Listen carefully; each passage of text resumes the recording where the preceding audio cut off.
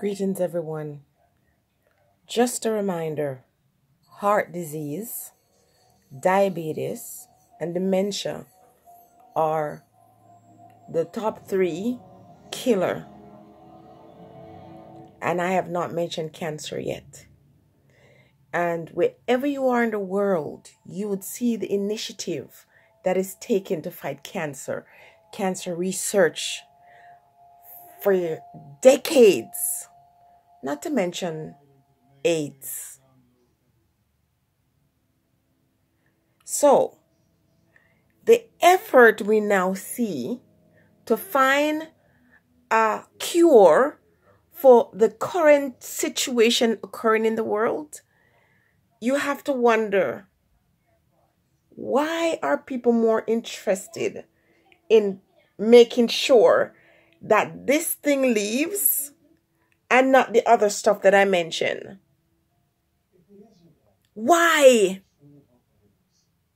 Because thousands of people used to die from flu. Many of these ones in the world that are spending billions of dollars to stop this thing in its track have disease, them and their generation. And I'm thinking, where is the run to find that cure? Think about it, people. What's the drive? There's all these conspiracy theories or theorists telling you what this is about. But what really is it about? What does those remedies that are going to be forced? Think to yourself, what could be this thing? What could be the purpose or the reason behind this thing? What is the emergency? What is the urgency to find the entire world lined up and sort of promoting the idea that everybody wants this thing and everybody does not want this thing? Because the crime and violence in places like Jamaica, violence has become like a disease in Jamaica. And is there a cure for it? What's the remedy for that? Poverty is also a disease in the world. And let's talk about Jamaica. And where's the urgency? Well, when you think about sickness and disease, as is the case with this thing that seems to be very intelligent. You see, this thing knows how to stay away from public spaces, how to stay clear of public space as long as Jamaican politicians are in the presence. This thing stays away. So you see, like, election come around and people don't even need to put on the thing because this disease is very sensitive and sensible not to go around these individuals when they decide it's okay. So the day before Christmas, everything is good. But the day of Christmas and the day after, or the day of New Year's Eve and New Year's Day, these persons have to put things in place, measures in place to keep them away. But if these same leaders were to turn up at a space on those same days, this virus is very intelligent. This virus knows to stay away. People, the question is not if you're going to have to take this remedy. The question is, when you take the remedy, when you see these ones out here saying, I'm taking it, just to tell you, be comfortable in taking this.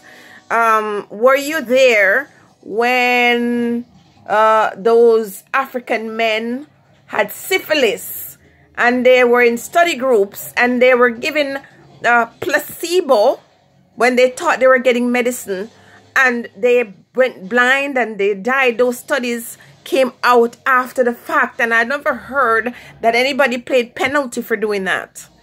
So when these ones come out now and say, look here, this is what I'm shooting up. Excuse me, are we going to share the syringe where you get one squirt into your body and I get one in mine and you get one and we both share the same needle? And even then, I would be skeptical. What is this quest about? What is this search about? What is the search about? Because rich people have never, ever had any interest in what goes on in Tivoli Garden or Trenchtown. I have never seen any person concerned about the health of poor people ever in the history of my life. In Jamaica, they don't have a burnt unit. People get burned, you know you're gonna die. And there's no fund put aside to say, if this happens, we'll fly these poor ones out of the ghetto. But they're going to be lined up to get this thing. What will it do? What is the purpose of it? I don't want to speculate. These are questions I'm asking. Fulfill the answer for these questions for me, because I need the answers. I have never in my lifetime seen anything like this. Any move, any urgency to provide poor people, African people, and people of other race, of course, but the emphasis and the sudden interest and love for my people. Poor people will be in the front line, never ever in the history. Now in Jamaica, there's an AIDS crisis that they're not telling you about. When people die from it now, nobody even bother to tell what happened. They just speculate. They tell you it's one thing. People never ever come out and tell you why their loved ones pass away if it's AIDS. And the cancer thing now, all of us know at least one person who passed away from it, or know of someone who's, you know, lost their relative or their loved ones. What would make this man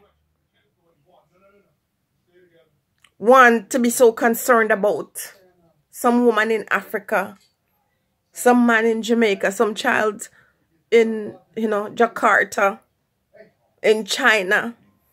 When did anybody ever show interest in the well-being and the health of poor people? So my question is, what is the intention? What is the aim? What is the purpose? I just don't know. These are just questions. Are you offended by these questions? They're questions that I need the answer to.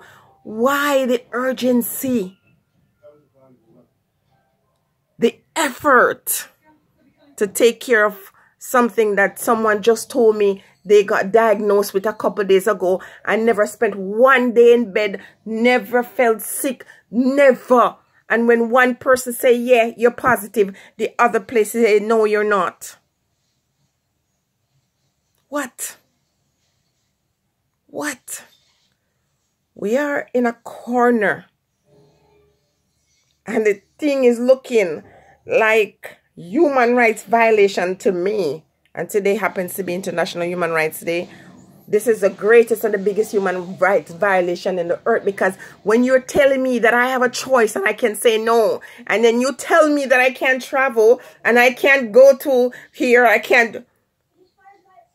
And as a human being living in a space where there's freedom, I feel terrified just to even say the thing, to even make it seem like I'm questioning your authority, your decision to decide for me, a woman who struggle with different health issues. You know, you can tell me how I'm going to respond to something that you made without even meeting me. You've never looked at my health record. You've never looked at my history. You never look at my lineage, maternal or paternal history. But some, and I'm doing everything in my, just to stay calm, so I don't say words that take away from the message. What?